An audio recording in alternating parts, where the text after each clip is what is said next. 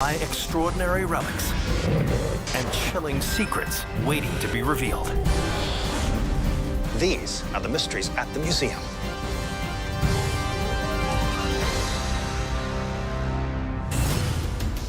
North Carolina. It was here in 1903 that two brothers, Wilbur and Orville Wright, launched the world's first manned aircraft. But the state, known for being first in flight, is also famous for a very different kind of flying machine. Since 1940, there have been more than 7,500 sightings of UFOs. And in the city of Wilmington is an institution dedicated to all things mysterious: the Museum of the Bizarre. Among the items on display are an exorcism kit containing a crucifix and a bottle of holy water, a crystal skull purported to have supernatural powers, and a replica hand of a legendary blood-sucking monster from Puerto Rico, the chupacabra. But hidden among these curiosities is something that looks like it would be more at home in a junk pile than a museum. The artifact measures 4.5 inches wide by 3.5 inches tall and is extremely lightweight. It has many pores and divots. It looks kind of worn, and it is beige and orangish in color.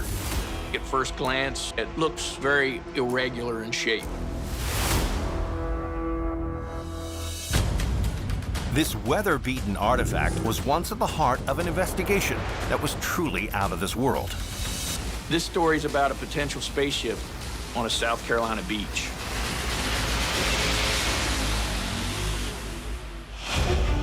(2018) Seabrook Island, South Carolina.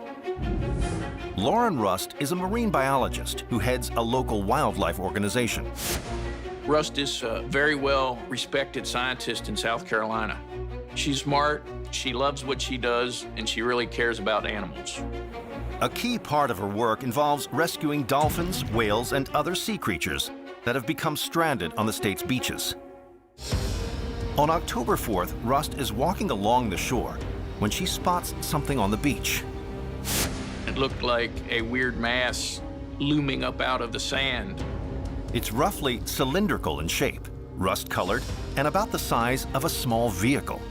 It appears to have a hollow interior. It looked concrete and had various different gashes in it with wires and things hanging out of it. But when Rust places her hands on the object, she notices something strange. I believe she was expecting something more firm. It was almost eerie when she touched it. Some spots were hard, some spots on the inner were spongy. To Rust, the many layers resemble some kind of insulation. A piece of the mysterious object's porous interior is now on display at the Museum of the Bizarre in Wilmington, North Carolina. But Rust has no idea what to make of this weird object. She was almost in a semi-state of shock of, what is this? Is this dangerous? Intrigued, Rust takes photos and posts them online. Rust really wanted to know what this item was.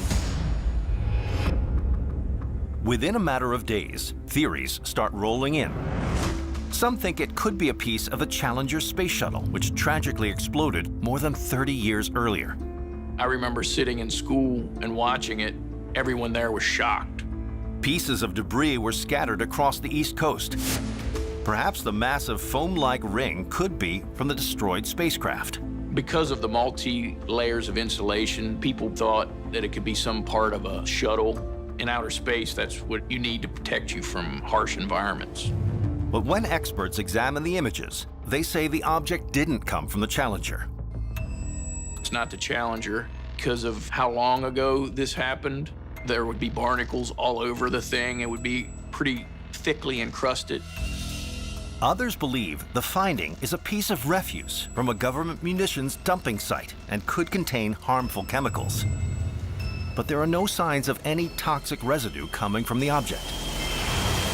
Then, another very different theory emerges. Just a few weeks earlier, Hurricane Florence ravaged the East Coast. The record-breaking storm brought wind gusts over 100 miles per hour, delivered more than 30 inches of rain, and killed dozens of people. Ultimately, it caused around $17 billion in property damage.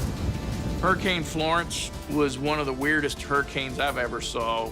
It came in very strong and then sat over the East Coast for days. It didn't go anywhere. It just sat there and churned. Some believe that this intense storm is behind all the fuss. Several years earlier, in 2014, biologists at the University of North Carolina had set up solar-powered research buoys off the coast. It was possible that one of these solar buoys could have broken loose and washed up onto the beach. The mysterious foam object and the buoys have quite a few similarities. The insulation is actually the reason why the buoy floated. The wiring is what attached to the solar panels. So perhaps rust found a damaged part of a buoy on the beach that day. But some critics don't buy this explanation. They believe the object may have otherworldly origins. They've proposed that an alien spacecraft crashed into the ocean and washed up onto the beach. Eventually, the town removes the object from the beach, and many think that this action is part of a larger conspiracy to cover up evidence of extraterrestrial life. A lot of people from the area think the item was removed and taken to Area 51. Today, a fragment of this strange object is now on display at the Museum of the Bizarre in Wilmington, North Carolina. It recalls how a piece of mysterious rubble washed up on a beach and sparked a storm of speculation that's continued to this day.